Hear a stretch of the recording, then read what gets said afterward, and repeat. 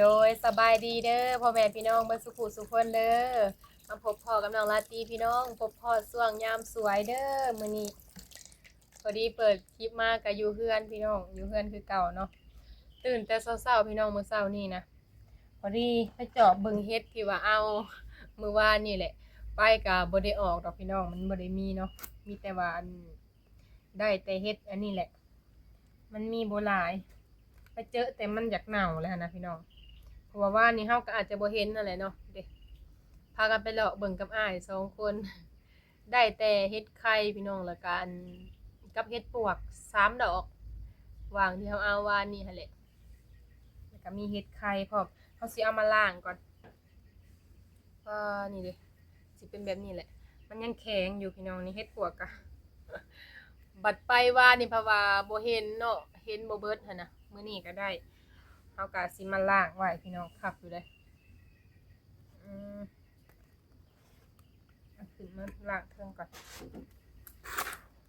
เฮ็ดไข่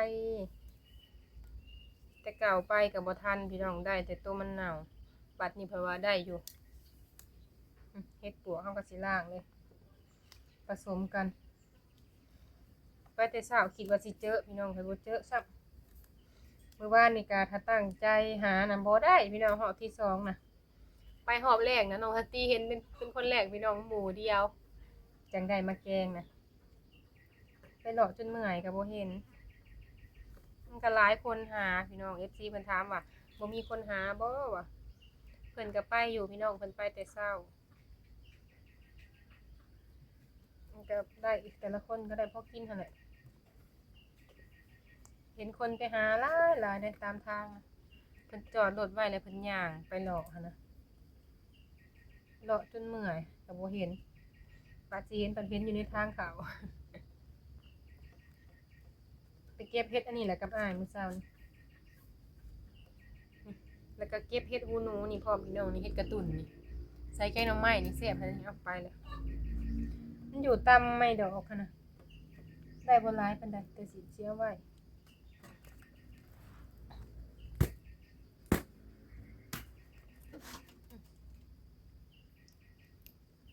ได้แต่พอวันนี้เนาะพี่น้อง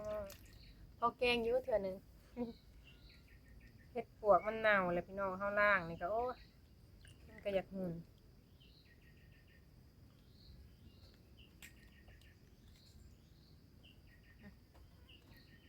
เฮ็ดปวกล้างไว้ใช้ได้มั้ย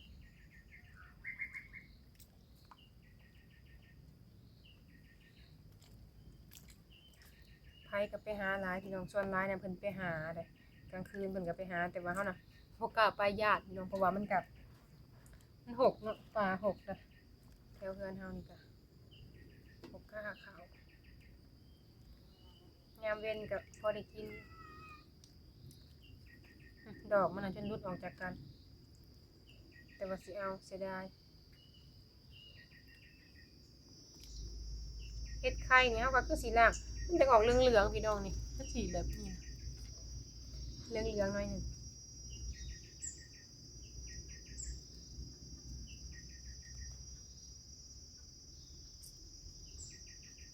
เอาเนี่ยมาถูออกคือสิออกเนาะ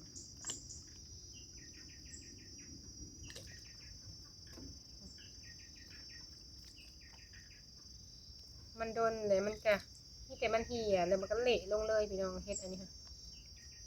แต่ว่ามันแตกไปตามดินเลยถ้ามันโดนค่ะนะดอกประมาณนี้ปิ้งป่นก็แซ่บได้เพิ่นว่า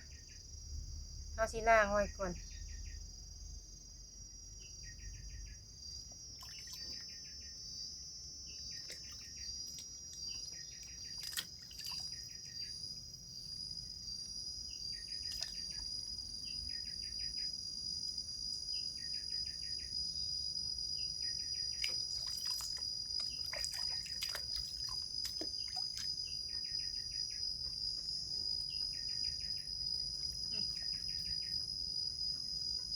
ถ้าเข้าไปบ่อนมันได้ดิ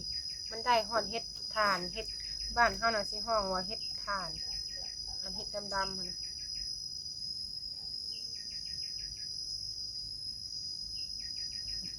ยังเหลือแต่ตีนมันพี่น้องเอาไว้ปิ้งกิน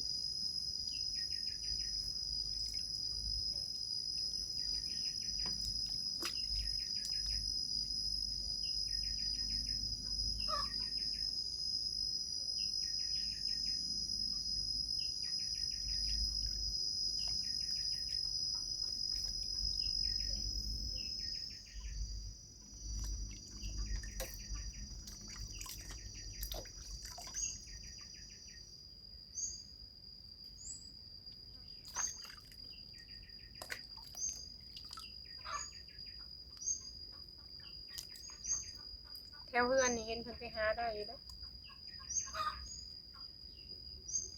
ไปแต่เช้ากับพอได้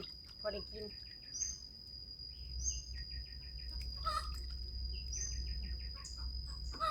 สิล้างเอาตัวมันแข็งไว้ก่อน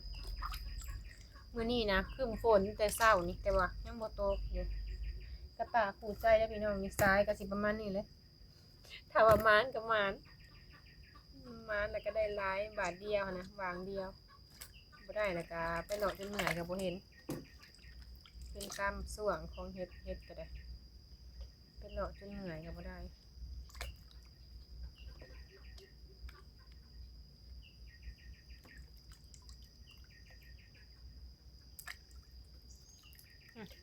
เอาสะออนแต่ตีนมันนี่แหละมันใหญ่นะพี่น้องเฮาก็เลยเอาไว้ดอกมันก็บ่ได้มันเน่าเบิดเลยเอาไว้ปิ้งกินก็แซ่บคือกัน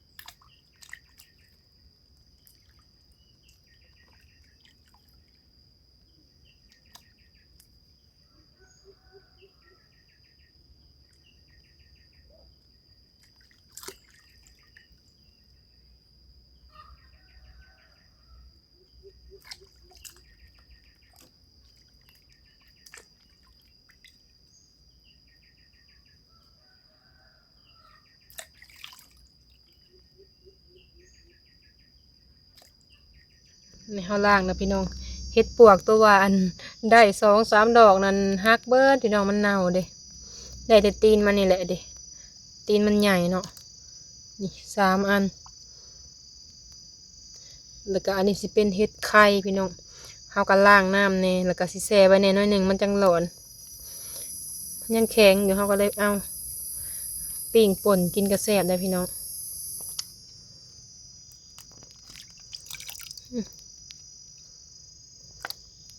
เขาก็ต้องล้างหลายๆน้ำนี่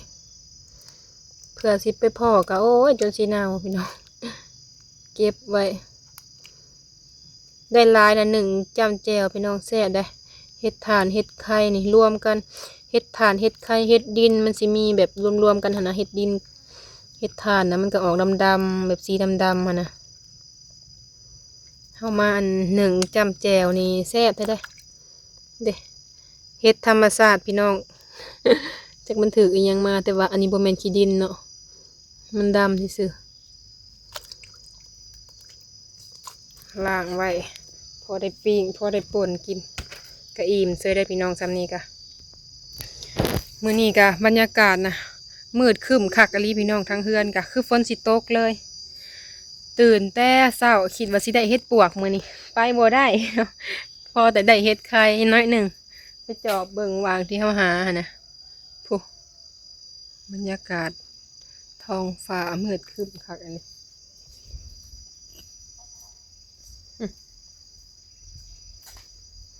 แม่มักหงก็จะอีหยังกัดพี่น้องว่องไปเบิดเลย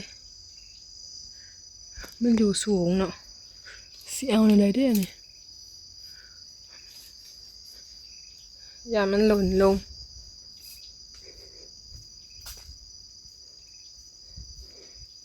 แบบ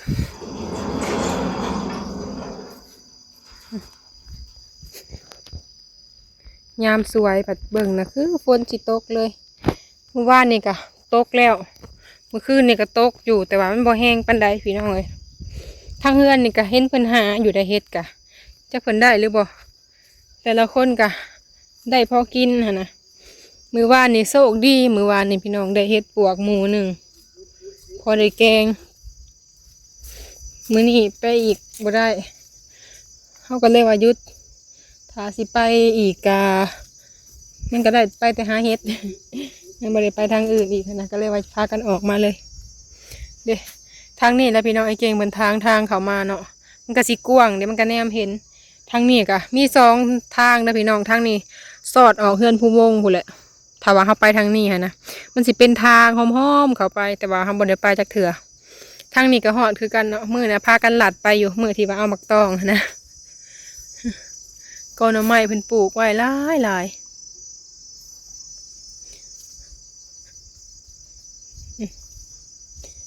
แต่ว่าแถวนี้นะมันบ่ออกพี่น้องมาเลาะเบิ่งอยู่คนกับมาหาคือกันเนาะนี่มันสิเป็นทางออกไปนอกพู้นแหละบ่เห็นออกเลยจักเป็นอะไรเฮ็ดกะเคยได้เทื่อหนึ่งแถวทางไปนี่แหละปีก่อนนี่แหละพี่น้องดอกน้อยๆดอกน้อยๆรีบๆบ่ได้จูมซ้ำเด็กมันก็เป็นทางสื่อแบบนี้เลยรถเฮาเที่ยวเข้าเที่ยวออกนะ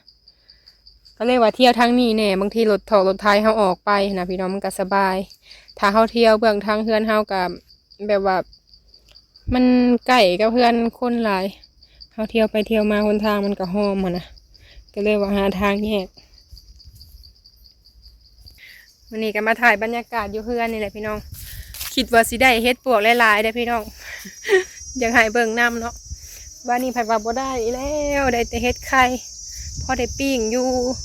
สิไว้ปิ้งกินพี่น้องปิ้งป่นป้าแซ่บเลยนะคะหอมๆอิ่มอยู่คาบหนึ่งได้พอกินเฮ็ดวานหนึ่งก็เอามาเลยก็ทั้งปิ้งป่นแล้วก็ทั้งแกง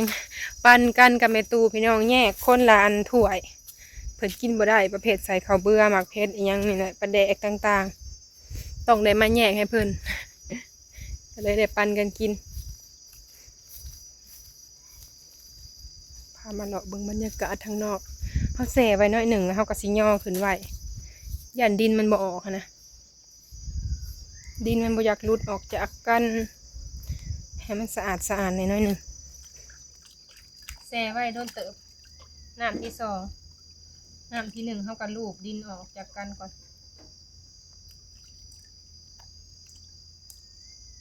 เมื่อวานนี้อ้ายเพิ่นได้หลายเติบอยู่พี่น้อง3-1แล้วก็เผื่อล่างเผื่อ1ก็น้อยเดียวมันเวลามันหยุบลงนะได้หากมันปีงอยู่เห็ดปวกก็ได้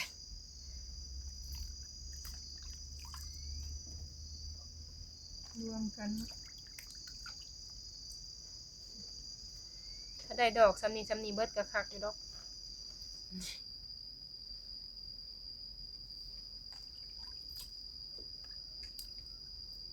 น้ำอันนี้ก็สิเป็นน้ำฝนเลยพี่น้องเขาใส่อยู่นี่น้ำฝนเนี่ยแล้วก็น้ำเขาซื้อเนี่ยพอดีมารวมกันว่าสิหาแนวมาถูอยู่พี่น้องต้องมันเป็นต้องใส่น้ำใหม่ยาวๆบอกหรือว่าอะไรเนาะเขาก็ยังบ่ทันเคยจะเถื่อเพราะว่ามันมีขี้กระลุกขลุ่ยน้ำค่ะนะมันจะให้มันสะอาดมันต้องได้เอาไม้ยาวแล้วถูเนาะอันนี้มันดำอยู่มีขลุ่ยทมมันเลย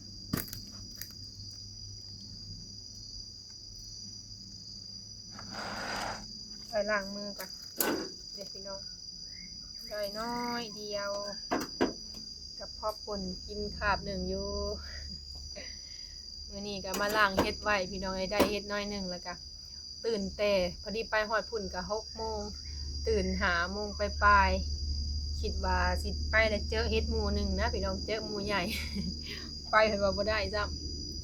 เลยว่ามาล้างไว้พอได้ป่นกินวานนี้พากันหล่อโอ้หลายป่าเติบได้แต่ว่าบ่ได้เข้าไปป่าเดียวเพิ่นว่าเห็นหมู่หนึ่งแล้วก็แล้วเลยพี่น้องถ้าบ่เห็นหมู่เดียวนั่นก็คือสิบ่ได้กินแหละเที่ยวแดดเที่ยวอันบดอยู่ในมื้อนี้ก็ถ้าได้หากมันใหญ่ๆเบิดซำนี้หลายๆอันนี่โหแห่งป่นกินแห่งแซ่บเนาะแต่ว่ามันบ่ได้เท่านี้แหละ